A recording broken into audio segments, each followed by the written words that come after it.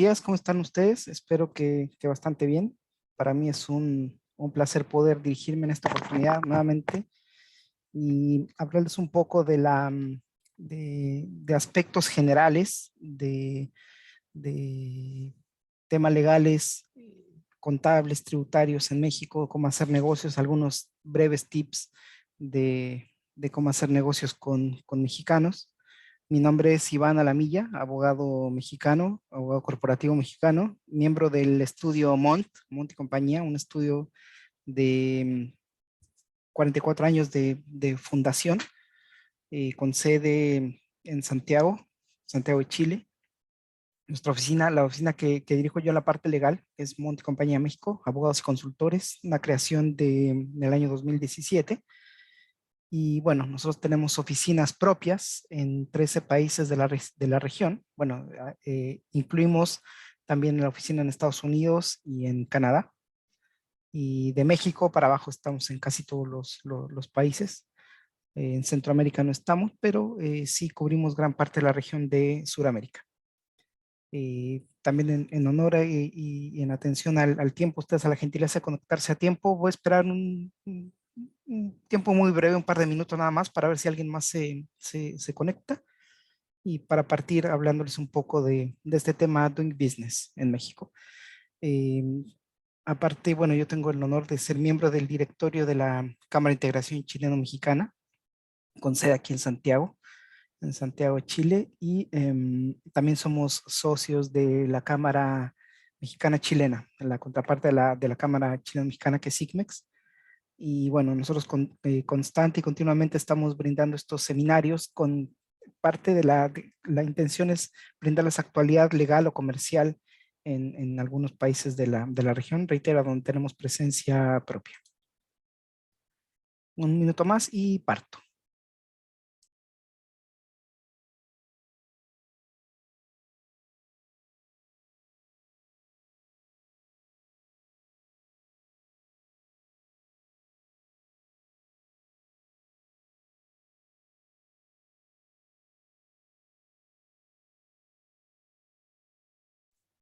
Ok, entonces partamos con esta presentación. Seguramente ustedes de manera general, si ya han tenido alguna oportunidad de conocer más lo que es México, lo que es mi país, bueno, nuestro nombre oficial es Estados Unidos Mexicanos, una población estimada de 126 millones de personas. Esta es una población bien grande, es la segunda más grande de la región, obviamente después de Brasil. Es quizá el país cuya economía es la más grande de habla hispana en la región. En verdad, yo creo que el público, el mercado objetivo del punto de vista comercial no son los 126 millones de personas, sino puede ser unas 60 millones de personas. Hay un tema de pobreza también, pobreza extrema en el país, pero digamos, el público objetivo en cuanto a relaciones comerciales, yo creo que son 60, 70 millones de personas. El país se divide en 32 entidades federativas, que son 31 estados y uno que se llama el anterior Distrito Federal, hoy día Ciudad de México. Se proyecta ser la 11ª economía mundial en el 2018, y eso era en el 2018, y la séptima para más o menos en el 2050 según el Producto Interno Bruto. Hay una población indígena de 25 millones de personas, de las cuales 7.382 son hablantes de una de las 68 lenguas que se hablan en el país. Del punto de vista social o cultural, como somos los mexicanos, quizá la recomendación viene muy de cerca, pero considero que somos personas amables, somos personas confiadas, honestas. Tenemos un tema al estar al lado de Estados Unidos, nuestro aliado comercial número uno, pensamos que lo Made in USA es lo mejor. También un tema o un tip que ustedes deben considerar al momento de hacer negocios con México, si no es que ya los hacen, es de que el mexicano se toma un poco más de tiempo para cerrar negocios. Yo conozco de primera mano que los chilenos particularmente son un poco más estructurados en cuanto a la agenda. Me ha tocado a mí ver o atender a clientes que van por periodos cortos de tiempo, viajes flash o viajes relámpago a México de 3 o 4 días con una agenda muy acotada. Se entiende que van a lo que van, pero de repente se atoran caos del tráfico, del tránsito, que ustedes llaman taco, en la Ciudad de México, que los tiempos de traslado, que regularmente en Santiago, que es la urbe principal en Chile, eh, ustedes en traslados de 1 hora ya están desesperados, en cambio en México pueden ser 2 horas o más de trayecto, de demora, y no necesariamente su contraparte llega a la hora, siempre llega 15 o 20 minutos después, y en lo que ustedes lo esperan, bueno, el mexicano va llegando, hace la introducción y nos vamos conociendo, hablamos un poco, vamos a comer, entonces a ustedes ya les corta un poco el tiempo de programación en su agenda, porque más encima ustedes llegan en la noche al hotel, no sé, o al Airbnb a tener una reunión del día para revisar la agenda del día, el desarrollo de la agenda del día, con su casa matriz. Entonces, ustedes son gerentes comerciales o los mismos CEO o los CFO viajan a México para hacer este levantamiento, esta prospección de negocio. Se dan cuenta de que de la agenda de 5 reuniones cumplieron 3, ojalá 4, por los traslados y por la demora. Pero no necesariamente es que el mexicano sea lento, si el mexicano se toma tiempo para poder hacer negocios, y lo que pasa es de que el mexicano lo que está haciendo los está conociendo porque el mexicano regularmente nosotros hacemos los negocios con la persona. Está bien, vemos proyectos, vemos los NDA y demás, pero uno se interioriza más de las personas y después en la sobremesa, con un tequila o con una michelada, el mexicano está cerrando el negocio. Entonces es un tema cultural, de cultura de negocio que ustedes deben eh, como aprender un poco y familiarizarse.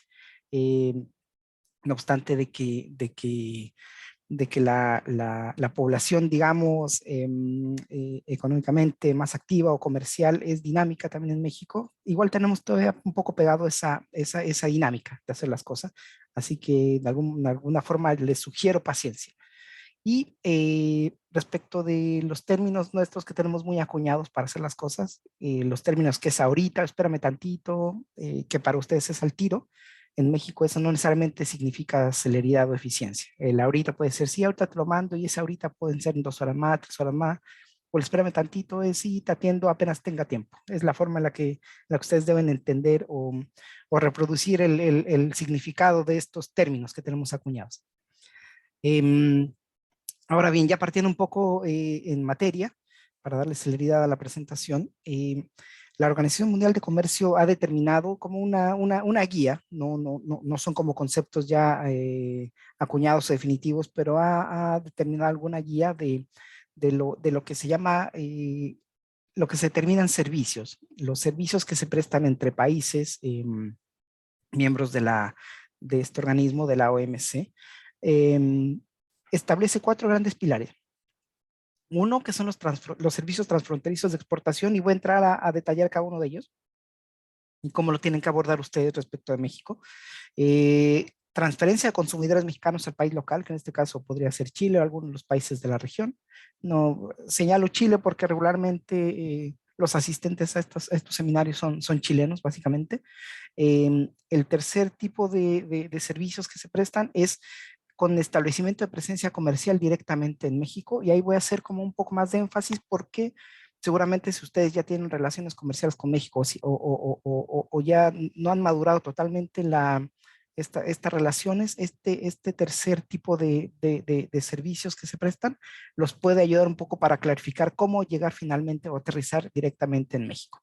Y el último es transferencia temporal de personal a México. Es cuando ustedes envían a un capacitador, a alguien a que realice un servicio directamente a México. Entonces, el primero, que es el servicio transfronterizo de exportaciones, que es quizás seguramente con el que ustedes ya partieron, prestando un servicio online. Esto es a través de software o programas de ordenadores, de computadores enviados a través de la red, que ustedes cuelgan en la nube y que el cliente en México puede descargar. Proyectos o documentos enviados por correo de internet, algún estudio de mercado, qué sé yo. Entrenamiento de asistencia técnica, como lo que estamos haciendo ahora, o asesoramiento hecho a través de teleconferencia y medios electrónicos. Y la expedición de mercancías o servicios bancarios, algún SWIFT, algún envío de dinero. En este tipo de servicio, es precisamente el servicio el que viaja, el que cruza la frontera, el que se presta, digamos, en Chile, se aprovecha en México. Es el servicio el que cruza la frontera, y la persona del país proveedor, que en este caso es Chile o algunos otros países, no viaja, sino es su servicio el que se consume finalmente en México. Este es un servicio transfronterizo de exportación que se presta de territorio de un país y se aprovecha en el otro, sin viajar las personas. El segundo es muy común también cuando consumidores mexicanos viajan a un país local, que en este caso podría ser Chile, y se consume ahí el servicio, se le presta el servicio in situ, es decir, en el país donde se presta el servicio, ahí viaja el mexicano, que son los servicios básicamente turismo, capacitación, asistencia técnica y también servicios de salud. Este último, por ejemplo, si hay alguna especialidad médica que no esté muy desarrollada en México y que el mexicano necesite atenderse, viaja a Chile para que le realicen este tratamiento. Esto es cuando el segundo tipo de servicio, cuando consumidores mexicanos viajan al país local a que les presten el servicio in situ. Aquí en este caso el beneficiario del servicio es el que cruza la frontera. Viaja, el mexicano sale de México para que le presten el servicio en el país local. Acá es a donde me voy a tener un poco más el tercer tipo de servicio, cuando ustedes definitivamente deciden instalarse en el país, deciden instalarse en México.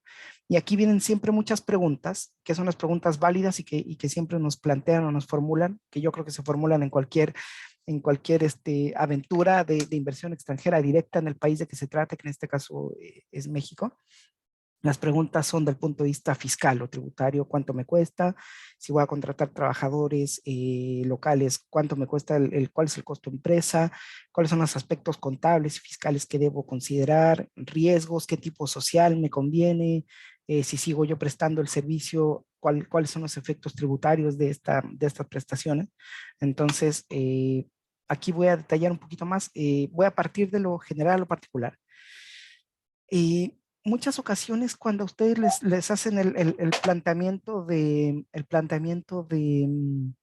eh, yo necesito acreditar cierta experiencia en México para poder comercializar mi productos o prestar mis servicios. Esto depende de la actividad económica, sobre todo cuando se trata de actividades muy particulares como es la construcción, digamos, donde ustedes tienen que acreditar metrajes construidos. No sé si es técnicamente el concepto correcto el que estoy mencionando, pero metraje o métrica de construcción.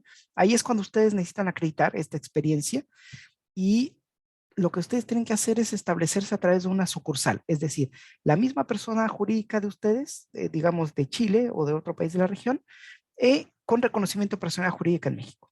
Esto es, la misma persona al exterior pone un piecito en México.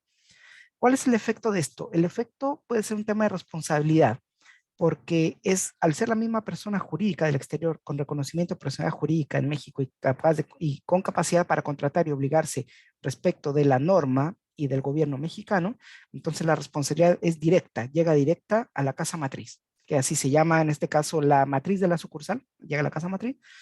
Y en cambio, y a diferencia de la filial, que es una persona jurídica mexicana al 100%, pero con participación extranjera directa.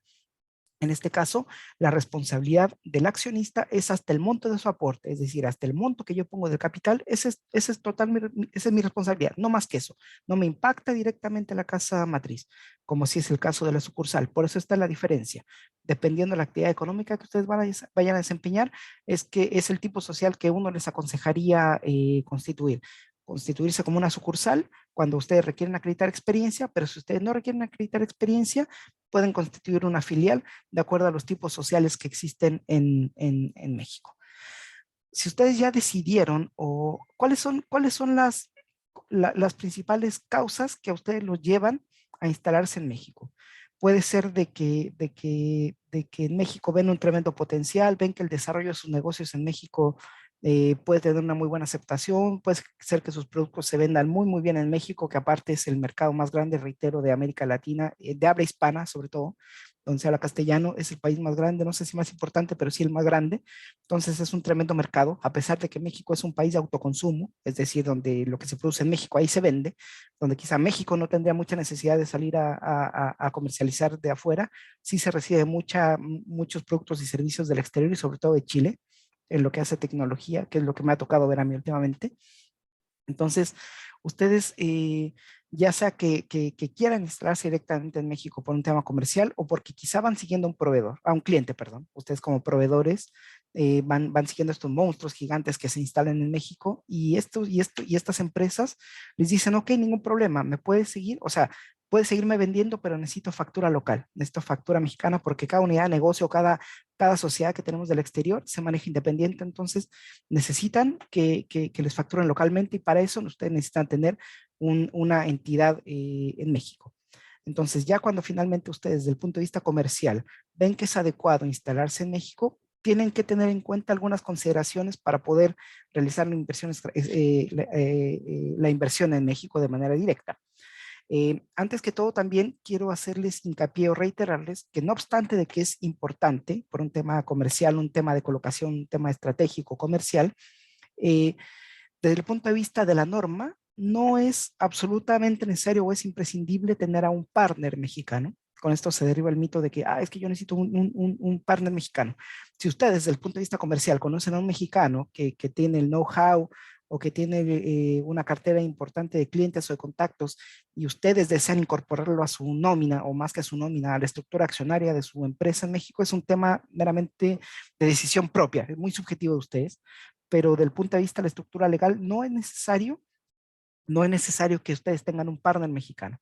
Ahora bien, hay actividades económicas que están reservadas propiamente al Estado mexicano, al Estado, ni siquiera compañías mexicanas o empresarios de nacionalidad mexicana, sino derechamente el Estado, lo que es petróleo, hidrocarburo, energía nuclear, generación de energía eléctrica, qué sé yo, que esto es potestad únicamente del Estado mexicano. Hay otras actividades que tienen reserva de participación extranjera en algunas sociedades nacional mexicana, transporte de personas y de carga, por ejemplo, la explotación de puertos, aeropuertos, la acuñación de monedas, billetes, que eso es del Banco de México. Hay actividades que están ceñidas y constreñidas al Estado mexicano o a sociedades mexicanas que tengan cláusula de exclusión de extranjeros. Pero si lo suyo es comercializar bienes o servicios, no requieren alguna autorización especial. ¿Ya? Y tampoco necesitan un mexicano. Reitero, la incorporación de este mexicano es únicamente por un tema comercial y de estrategia comercial de ustedes. Pero si ya tienen decidido instalarse en México y mirando estas particularidades de la norma en cuanto a la inversión extranjera, ¿qué es lo que tenemos que hacer? Primero, debemos obtener una autorización de uso de razón social por parte de la Secretaría de Economía mexicana, que es la que sí lleva un control estricto de las razones sociales que se otorgan para sociedades en México, para constitución de sociedades en México, porque puede haber una homonimia fonética. En Chile yo entiendo que hay sociedades que se pueden llamar de la misma forma, que no tiene que ver directamente con la marca, pero se pueden llamar de la misma forma. Lo que las diferencia unas a otras es el RUT, que es el RFC nuestro, pero en México sí hay un estricto control. Si hay una sociedad que se llama Inversiones, no sé, Inversiones Cordillera SA o SPA, puede haber 50 sociedades con ese nombre en Chile, las distingue el RUT. En México no puede haber el mismo nombre para las sociedades. Entonces hay que obtener una autorización de uso de razón social de parte de la Secretaría de Economía. Una vez que tenemos esta autorización, vamos con un fedatario público a otorgar nuestra escritura constitutiva, que puede ser un notario o un corredor público. Posteriormente, tenemos que inscribir a la sociedad ante nuestra autoridad tributaria, que es el Servicio de Administración Tributaria, o SAT, para obtener nuestro registro federal de contribuyentes, o RFC. Después, inscribimos a la sociedad en el registro de comercio y posteriormente en el Registro Nacional de Inversiones Extranjeras. Bueno, ¿qué es lo que debe contar el estatuto constitutivo? Lo sabemos, ustedes son empresarios, ustedes saben que tiene que individualizarse al socio, accionista, el objeto social, el nombre de la compañía, la duración, el capital, si se aporta en especie, en efectivo, el domicilio jurisdiccional de la sociedad, cómo se administra por un consejo de administración, consejo de gerentes, un administrador único, apoderados, delegados, el nombramiento de dichas personas y otras menciones propias de la estructura de la sociedad. Posteriormente, bueno, tienen que inscribir la sociedad en el Registro Nacional de Inversiones Extranjeras, cumpliendo los siguientes requisitos: que la sociedad compruebe que está constituida de conformidad con las leyes de su país, que el contrato social no viola las normas de orden público en México y que se designe un representante para contraer obligaciones y responder de las obligaciones que dicha compañía suscriba en México. ¿Cuáles son los tipos sociales? Bueno, nombre colectivo, comandita simple, responsabilidad limitada, sociedades anónimas, que es la famosa SADCB, También hay otro tipo social que se llama Sociedad Anónima Promotora de Inversión, que es un tipo social de inversión para levantamiento de capitales. La sociedad cooperativa, y esta última, la sociedad por acción simplificada, es muy similar a la SPA chilena. La SPA chilena puede constituirse desde un solo accionista, sea persona natural o persona jurídica. En México, la sociedad por acción simplificada, la SAS, está diseñada solamente para personas naturales residentes en México. Es decir, ustedes si ustedes tienen una empresa chilena, esa empresa chilena no puede constituir una SAS mexicana porque no es una persona natural. ¿Ustedes con personas naturales pueden constituir una sociedad por acción simplificada en México? Sí, siempre y cuando tengan residencia ustedes en México. Caso contrario, no se puede, porque la ley lo determina en este sentido, la Ley General de Sociedades Mercantiles, que es para personas naturales residentes en México. Ahora, el representante legal para todo efecto siempre tiene que ser un residente en México. Esto es un mexicano o un extranjero que tenga visa de residencia. No obstante que ustedes como extranjeros o administradores de su compañía mexicana pueden tener facultades amplísimas de representación. No hay ningún problema, pero el representante legal como tal ante las autoridades de la administración pública mexicana tiene que ser un residente en México. Reitero, un mexicano o un extranjero que tenga visa de residencia, porque para todo efecto les van a requerir y solicitar a ustedes la clave única de registro de población y el registro federal de contribuyentes, cosa que ustedes como extranjeros no tengan, salvo que vayan a residir a México, caso en el cual ustedes ahí podrían asumir esta representación legal. Pero de todas maneras pueden firmar contratos entre particulares, un contrato de arriendo representando a la sociedad, un contrato de trabajo representando a la sociedad, pueden girar en cuenta corriente, pueden registrar su firma para operar en los portales bancarios de Internet, no hay ningún problema. Pero como representante ante la administración pública en México, no pueden hacerlo, salvo que tengan residencia en el país. Ustedes como extranjeros, me refiero. Ahora, del punto de vista fiscal, ¿cómo estamos constituidos en México? Nosotros somos una república federal, es decir, es la unión de 31 estados más el Distrito Federal, hoy día Ciudad de México, donde tenemos leyes que son federales, leyes estatales y municipales, que en todo caso todas son concordantes, consecuentes respecto del concepto del impuesto y las tasas. ¿De acuerdo? Entonces, ¿cuáles son los impuestos federales por excelencia? El impuesto sobre la renta, o ISR, que tiene una tasa corporativa del 30%. Esto es el corporate tax o el impuesto empresarial. Para las personas puede llegar hasta un 35%. Este ISR, que entiendo que en Chile creo que se llama el impuesto global complementario, ustedes me corregirán más adelante, que puede llegar hasta un 35%. ¿Por qué digo de hasta? Porque dependiendo los tramos que de la ley del impuesto sobre de la renta por ingreso se determine, es el porcentaje de impuesto que tiene que pagarse por concepto de impuesto a la renta, por las ganancias de capital que ustedes tengan como personas naturales.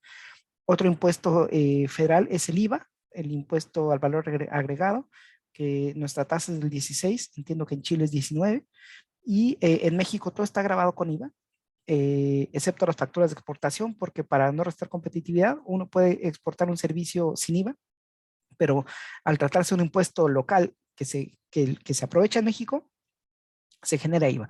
Lo único que no está afecto a IVA, de acuerdo a la norma, son alimentos, pero alimentos comprados a granel, no el servicio de restaurante. Si ustedes van a un restaurante por el servicio de alimentación, les van a cobrar IVA. Pero si ustedes compran, digamos, en las ferias libres, que en México se llaman mercados, o no va a tener IVA.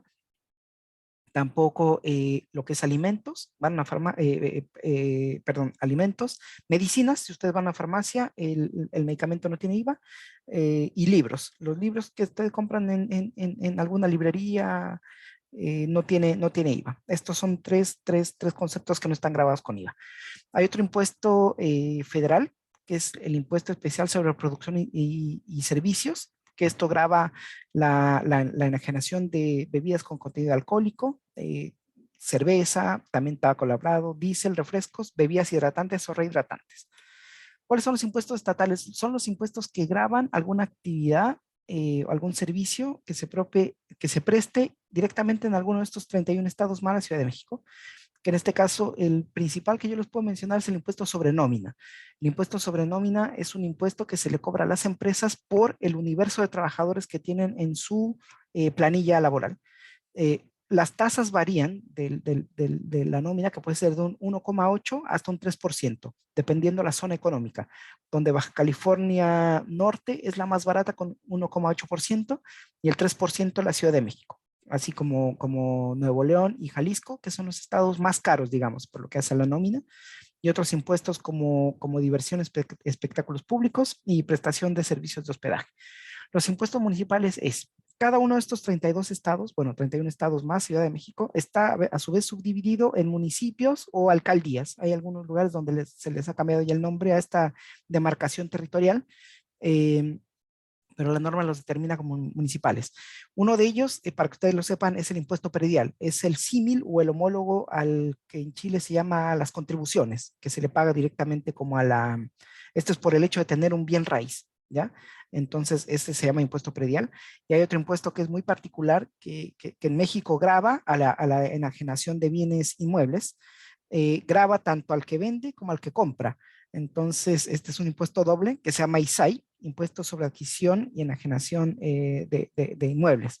Y otros impuestos municipales como impuesto para el fomento deportivo educacional, para el fomento turístico, asistencia a juegos, espectáculos públicos, mantenimiento, alumbrado, en fin.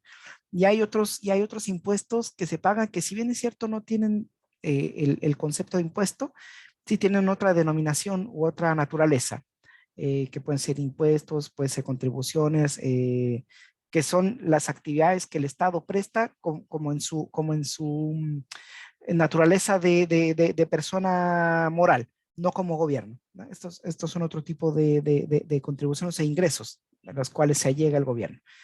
¿Cuáles son las obligaciones que ustedes deben cumplir, deben cubrir al momento de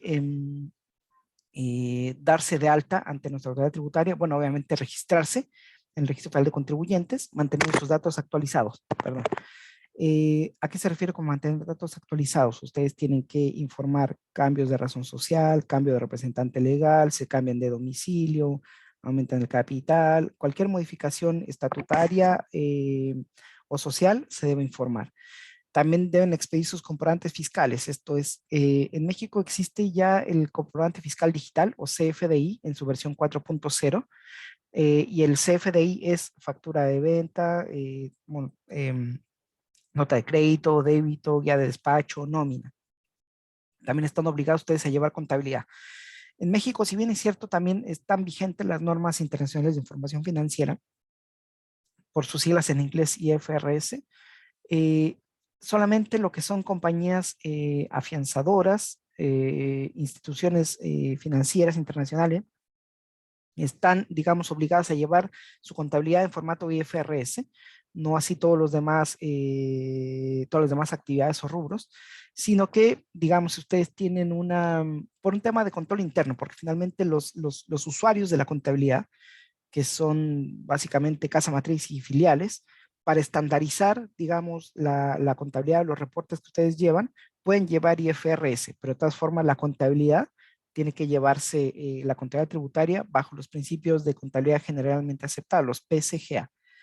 De todas formas, también tienen que presentar sus declaraciones periódicas de impuesto, los pagos mensuales y las declaraciones anuales, como el IVA, el homólogo al PPM, que se llama en México pago de anticipo de impuesto a la renta, y al final del ejercicio ustedes pagaron de más, si pagaron en exceso, solicitan devolución, o si al momento de hacer el cálculo les faltó, hay un faltante, tienen que completarlo al final del ejercicio para pagar el monto total de su declaración de impuesto sobre la renta. Tienen que efectuar las retenciones de impuesto a la renta, IVA, según corresponda, emitir estado de posición financiera. Enseguida, en la parte laboral, les voy a explicar un poco en qué consisten las participaciones de los trabajadores a las utilidades. También tienen que presentar al SAT, a nuestra autoridad tributaria, todo lo que tenga que ver con información de préstamos o aportes para futuros aumentos de capital. Un tema muy particular que ustedes deben considerar en México es, ya decidieron instalarse en México, están viendo que ya se aseguraron que ninguna de las actividades que ustedes desempeñan o van a desempeñar en México tienen alguna restricción en cuanto a la ley de inversión extranjera, ya están inscritos en el Registro Federal de Contribuyentes, están cumpliendo con la norma. Hay algunas actividades que lamentablemente en México la delincuencia organizada ha encontrado como nicho para poder hacer, digamos, estos, voy a ser muy coloquial en el término, blanqueos de dinero o de sus recursos de procedencia ilícita. Entonces, hay unas actividades que la autoridad en México y a través de la legislación ha logrado, digamos, determinar como, y las conceptualiza como actividades vulnerables. eh, Son aquellas que tienen relación con vínculos de práctica de juegos con apuesta o concursos y sorteos. Es decir, ustedes pueden dedicarse a esto, a estas actividades, pero necesitan estar inscritos en un padrón que la Secretaría de Hacienda y Crédito Público determine, ¿de acuerdo? Para que vea que las actividades que ustedes desempeñan, no obstante que son vulnerables, son lícitas. Si ustedes emiten tarjeta de servicios de prepago, qué sé yo. También si emiten o comercializan cheques de viajero, si realizan operaciones de préstamo, que es el mutuo, con o sin garantía, si realizan actividades de construcción, comercializan metales preciosos, piedras preciosas, joyas o relojes, actividades de subasta de obras de arte, si ustedes comercializan vehículos nuevos o usados, si prestan servicios de blindaje, si prestan servicios de traslado, custodia de valores, si hacen como administradores fiduciarios de bienes, abren cuentas corrientes para terceras, como si administraran sociales, ¿ya? Eh, los notarios, actividad de fe pública, empresas si reciben donativos, si prestan actividades de comercio exterior o de agencia o apoderamiento aduanal, constitución de derechos personales sobre bienes, si se dedican al tema de esto de los bitcoins. Todas estas actividades, reitero, la autoridad ha determinado o ha podido darse cuenta que la delincuencia organizada encuentra un nicho y de esta forma dice, ok, llevemos un control estricto de estas actividades, que si bien es cierto, pueden no ser ilegales, pero además hay una sospecha de que hay algún movimiento inusual. Por tanto, hay que registrarse si nos dedicamos a alguna de estas actividades, que reitero, no es ilegal, pero hay que estar inscrito en un padrón. Eh, Así, a su vez, ustedes al ingresar a México tienen que llevar un control de la inversión extranjera a través del Registro Nacional de Inversión Extranjera por medio de su comité, solicitando la inscripción en dicho organismo, presentando actualización trimestral de sus movimientos, un informe económico anual, y si cuando ustedes ya terminan de realizar actividades económicas en México o finalmente por una cuestión externa deciden terminar o ya no les dio más para hacer negocios en México, deben solicitar la cancelación de su inscripción en dicho registro. Ahora, muy común es de que cuando ustedes parten con una inversión en el país, en México, dicen, ok, ningún problema, los servicios que los prestamos los vamos a prestar en México, serán facturados en México, pero yo necesito que haya una operación entre nosotros como compañías vinculadas. Yo le voy a prestar el servicio de mi casa matriz a mi filial para que mi filial preste y facture el servicio, pero a mí me paga un servicio, ¿cierto? Y la compañía mexicana mía, mi filial, hace un margen. Está perfecto, es válido hacerlo, pero este tipo de operaciones entre compañías vinculadas del exterior deben informarse. Para la compañía mexicana, obviamente, la obligación, lo que para algunos países o jurisdicciones es una recomendación, para México es una obligación de presentar estudios de precio de transferencia, que son los precios que se pactan entre dos empresas asociadas para transferir entre ellas bienes, servicios o derechos, ¿ya? Entonces, esta es una obligación de la entidad mexicana de presentar estudios de precio de transferencia. Cuando se trate de negocios entre partes relacionadas en el extranjero, es decir, entre matriz y filial, entre matriz extranjera, filial mexicana, o entre personas jurídicas, entre mexicanas, pero que sean del mismo grupo. Mismo grupo se refiere cuando hay identidad de accionistas, identidad de directores, de apoderados, en fin. Ahora, ¿cuáles son los montos que ustedes deben considerar para estos efectos? Cuando se trata de sus actividades propiamente empresariales, intercambio de bienes, prestación de servicios, eh, perdón, intercambio de bienes, ustedes en un año pueden llegar hasta el monto de promedio. La norma habla de 13 millones de pesos mexicanos. Yo le estoy haciendo un cálculo de tipo de cambio de aproximadamente $650,000 al año, del 1 de enero al 31 de diciembre. O bien, en el caso de prestación de servicios profesionales, de hasta $150,000. En este caso, si ustedes no rebasan esos montos, no está obligada la compañía mexicana a presentar estudio de precio de transferencia.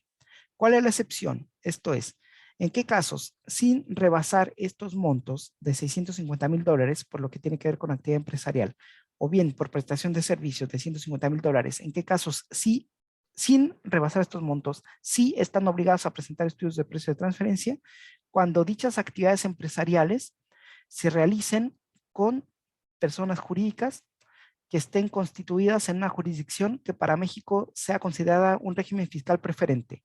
Lo coloquial, una jurisdicción offshore o un paraíso fiscal. En este caso, sin rebasar esos montos, estamos obligados a presentar estudios de precio de transferencia. ¿De acuerdo?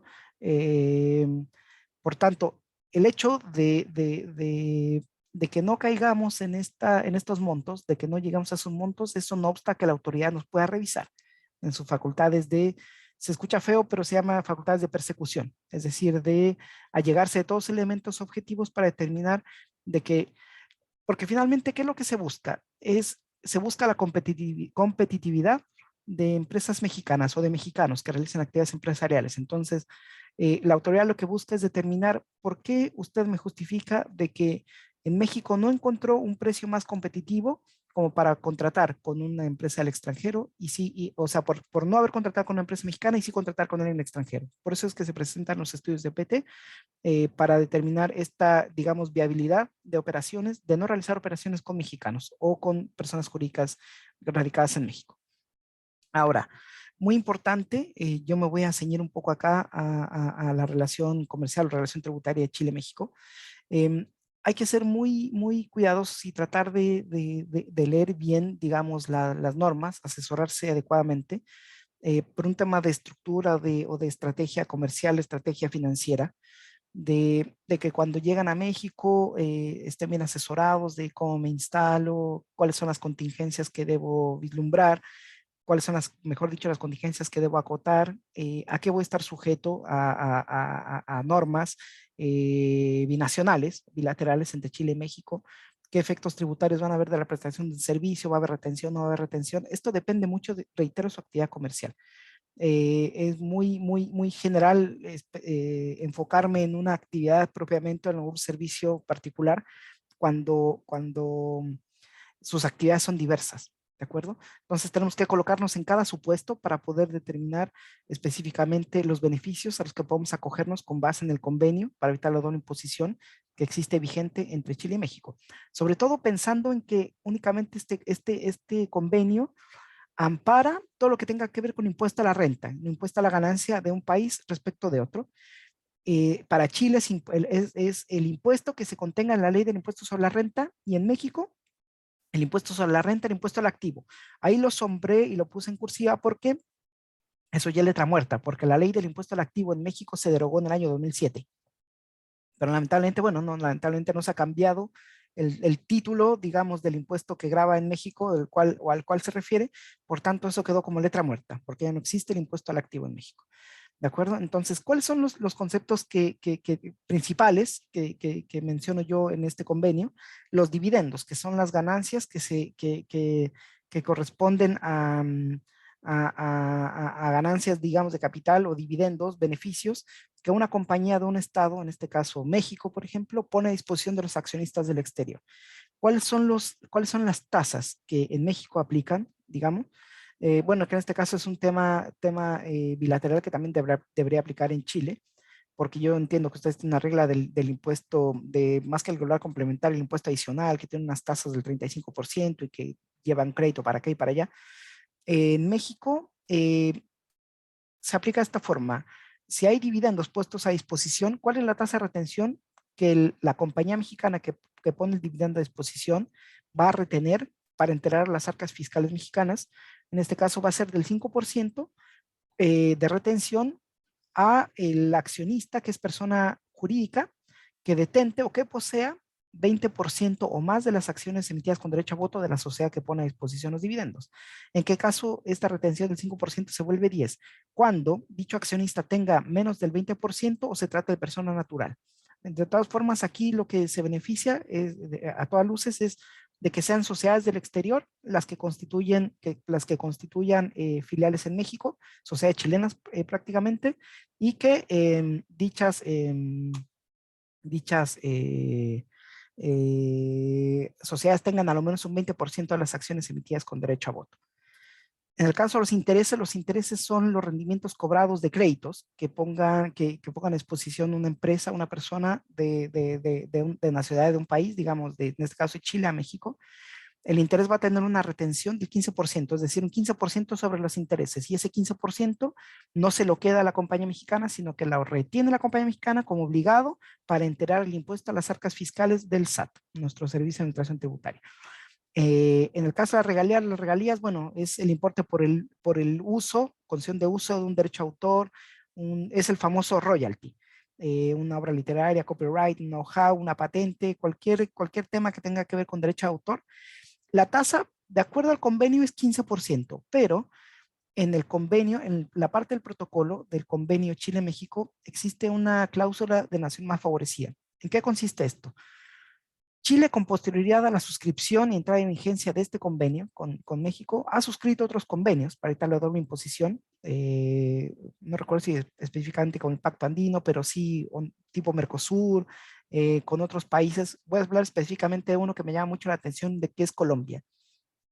Porque con Colombia, el monto de la regalía, el monto de la retención es 10% y México es 15%. ¿Yo por qué puse 10 ahí? Porque de acuerdo al convenio del convenio Chile-México, en la parte del protocolo, el cláusula de nación más favorecida, en el caso de que Chile haya suscrito o haya suscrito con posterioridad a la suscripción del convenio con México, un convenio donde por el monto de regalía se cobra una tasa menor, entonces Chile dice, ok, yo voy a bajar hasta una tasa de no menor del 10%. Es decir, si yo a los mexicanos o entre mexicanos y chilenos nos cobramos 15% por regalías, pero Chile o entre Chile y Colombia se cobran el 10%, entre Chile y México se van a cobrar también el 10% por esta cláusula de nación más favorecida. Así es como opera. Y servicios personales independientes, una tasa de retención del 10%. Ahora, el último de los tipos de servicio que se prestan es cuando ustedes finalmente viajan, ustedes como prestador chileno, viajan a México a realizar un servicio in situ, es decir, en el país donde se aprovecha el servicio, que es igual consultoría, asistencia técnica o cualquier otro servicio personal prestado por un profesional extranjero, que en este caso es chileno, en territorio mexicano. Mis disculpas. Ahora, desde el punto de vista laboral, disculpen un segundo. Un tema muy importante que también es muy recurrido en las consultas que nos hacen. La ley mexicana es muy proteccionista del trabajador y sobre todo del trabajador mexicano, del nacional mexicano. Entonces, la ley federal del trabajo, que es nuestra norma laboral, determina que el trabajo es una actividad personal subordinada que se realiza por medio de pago de un salario. El trabajo, la actividad laboral no la determina como un acto de comercio.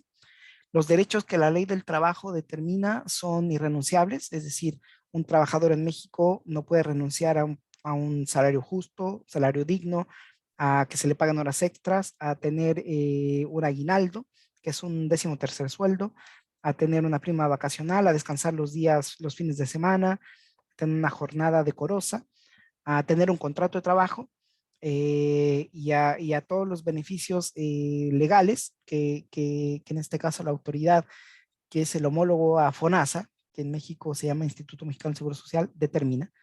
Les mencionaba hace un momento en las obligaciones de las empresas desde el punto de vista contable y tributario,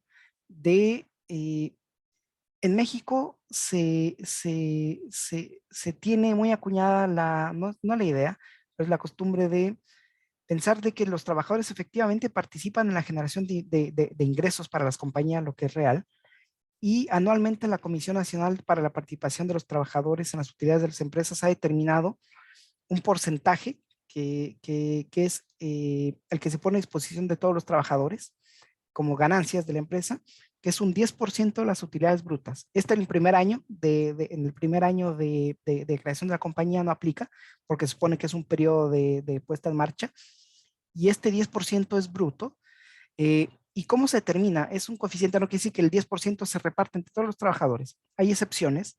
Hay trabajadores que son de confianza, que son cargos de confianza, o los cargos directivos, de gerencia o de administración, que por la naturaleza de los mismos, se entiende, se subentiende que tienen un mejor ingreso. Entonces, estos trabajadores no están, digamos, en el universo de trabajadores que tienen acceso o derecho a participar en las utilidades de las empresas. ¿Y cómo se calcula esto? Bueno, es un coeficiente muy, muy sofisticado, que no voy a tener que explicárselos en este momento, pero tiene relación con los años de servicio, el cargo que ejercen, el puesto y el sueldo. Cosa de que el 10% se pone a disposición, pero no el 10% se paga, sino que se pone a disposición, pero de acuerdo a los cálculos, es el monto de que cada uno de los trabajadores, porque también tiene tope de ingresos respecto de utilidades.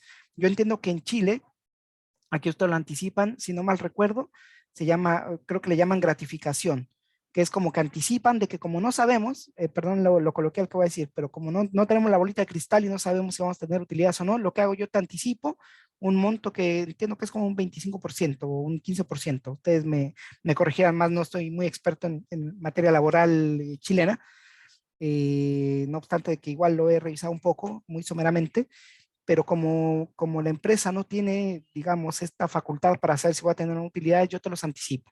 En México no, en México se cierra el ejercicio y vemos si hay utilidades. Si hay utilidades, es repartible. Y si no hay utilidades, bueno, no hay nada que repartir. ¿De acuerdo? Lo que les decía, también los trabajadores en México tienen derecho a un aguinaldo, que son 15 días de salario, que en México el salario se establece por semana, quincena o por mes, pero para el cálculo del aguinaldo es de 15 días de salario. En México, el año pasado se estableció una reforma a la Ley Federal del Trabajo donde se prohíbe el régimen de subcontratación, esto para dar un tema de estabilidad laboral en las empresas y un tema más que fidelización, de continuidad, de dar antigüedad, no cortar y no coartar la antigüedad de los trabajadores. En México también existe la libertad sindical de asociarse en sindicatos con al menos 20 trabajadores. Eh, Les reiteraba de que al principio de la parte laboral, de que la ley mexicana es muy proteccionista del trabajador y sobre todo si es trabajador nacional. Determina expresamente, esto no es un tema antojadizo o porque lo interprete así, sino que expresamente la ley está determinado que en una empresa mexicana, a lo menos el 90% de los trabajadores tiene que ser mexicano, ¿de acuerdo? Esto no aplica a la excepción, la única excepción, hay dos excepciones. Uno, de que se trate de directores, administradores o gerentes generales, caso en el cual no aplica esta regla 90-10.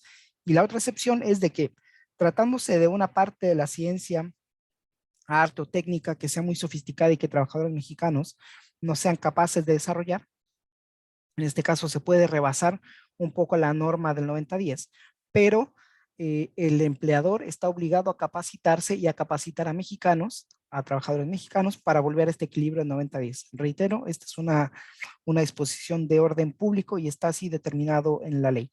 Acá hay que tener cuidado porque efectivamente cuando uno como empresario constituye una empresa, y va a integrar trabajadores extranjeros a la nómina, se requiere una autorización previa del Instituto Nacional de Migración. Primero, como un padrón de empleadores, porque se sabe, no es que me esté acusando, pero yo voluntariamente me estoy determinando a informar de que yo voy a incorporar trabajadores en mi nómina. Entonces, efectivamente, dicha autoridad federal, que es el Instituto Nacional de Migración, hace fiscalizaciones de los centros de trabajo pide la nómina y mira que se mantenga la regla del 90-10. Esto puede ser aleatorio, pero bueno, no les voy a decir que idealmente que lo hagan, que es deseable. O sea, yo sugiero que lo hagan. Si instalan una compañía en México, van a contratar trabajadores que velen y procuren de mantener este equilibrio de 90-10 para evitarse ustedes multas o sanciones.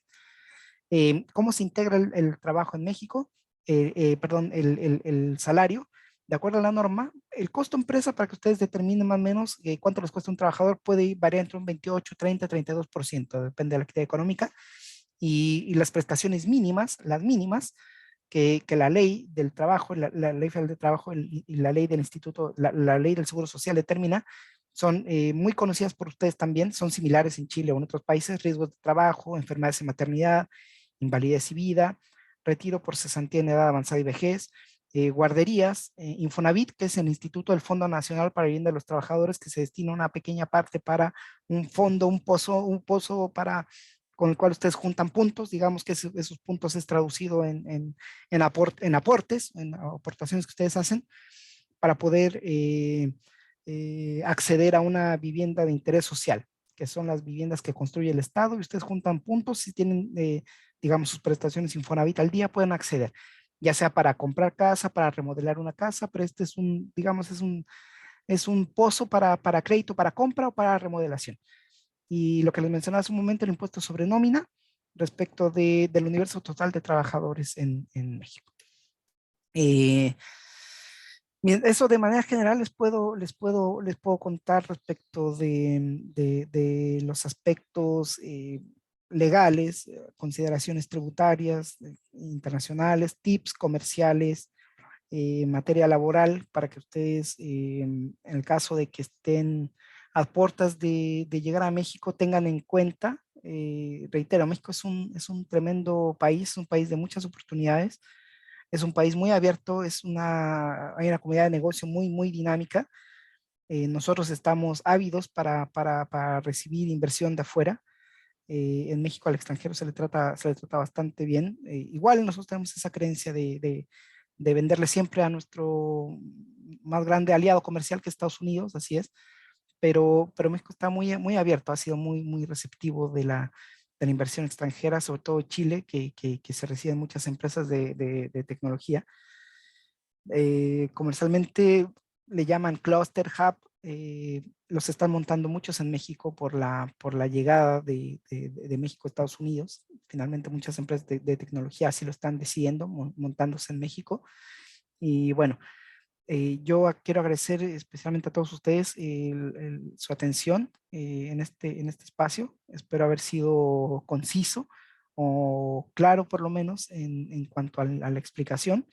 Bueno, mis datos de contacto están ahí. Me llamo Iván Lamilla, yo quedo a sus órdenes, miembro del estudio MONT, con sede principal en Santiago. Aparte, reitero, soy miembro del directorio de la Cámara de Integración Chile Mexicana. Mi contacto está ahí y bueno, yo quedo a sus órdenes para cualquier, a través del correo, duda o comentario que exista, y con todo gusto le podemos hacer llegar la presentación. Así que muchísimas gracias.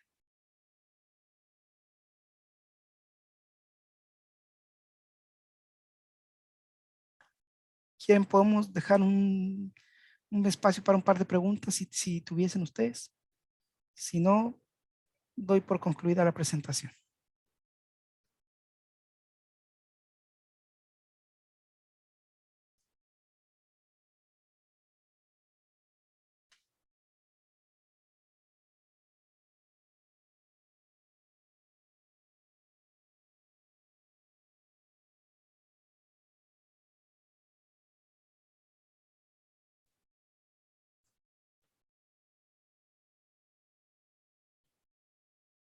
Encantado, no, a don Noel Tapia. Espero le haya sido de utilidad y con todo gusto tiene mis datos ahí para cualquier consulta muy particular respecto de, digamos, su actividad comercial, para poder hacer una indicación más a medida. Reitero, esto fue una presentación como general y cualquier otra consulta, digamos, la podemos ver con todo gusto caso a caso, para ser más específico. Muy gentil.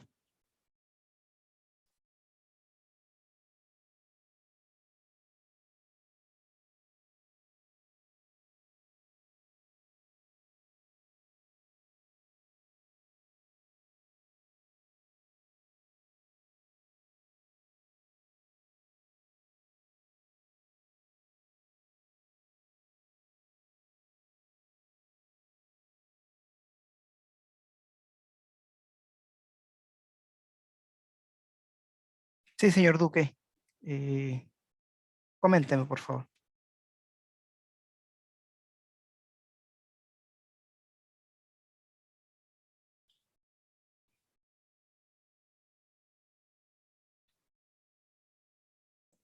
¿Me escucha ahí o no? Sí, perfecto. ¿Usted me escucha? Sí, ahora sí. Decía Fantástico. que muy agradecido de la presentación muy completa y naturalmente tenemos algunas preguntas más específicas, nos vamos a comunicar directamente. Sí, ningún problema, Pero muy encantado. y ojalá la presentación, no sé si la envíe directamente a Camón o la envíe a usted, pero me gustaría tenerla porque está muy completa como guía. Sí, de todas maneras, nosotros al terminar, bueno, yo al terminar la presentación, lo que hacemos es, nos comunicamos con todas las personas que asistieron, obviamente también las que no asistieron porque se inscribieron, se las compartimos también el video, así como la presentación en PDF, para que les quede a ustedes como guía y cualquier duda más particular, la podemos atender caso a caso. Sí, de acuerdo. Me gustaría también preguntar un poco más por otro tipo de sociedades como sociedades de inversiones, que no necesariamente son productivas en México, pero es ya más específico, ¿cierto?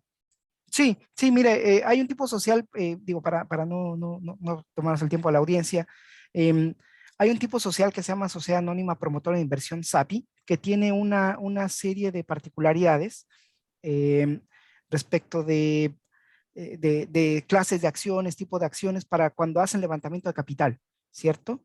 Sí, Entonces, este tipo social se usa bastante, sobre todo para empresas de tecnología que van a recibir de un fondo de inversión dinero, recursos. Entonces, cuando se acaba, digamos, este beneficio o esta prelación en cuanto a los montos de las ganancias, se puede transformar el tipo social o quedan sin efecto estas series de acciones. Pero es básicamente funciona como en muchos países de las regiones, estas sociedades de inversión, que son los vehículos para, no propiamente las operativas.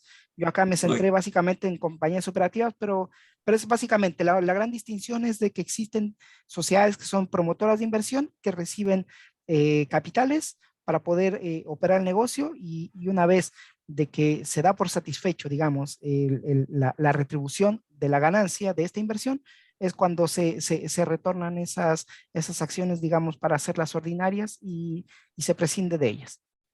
sí, perfecto. Es posible que le envíe un correo más específico, como dice la Por audiencia, supuesto, pues la sí, audiencia por está en otro supuesto, tema. por ¿Ya? supuesto, encantado, Muchas gracias. a sus órdenes.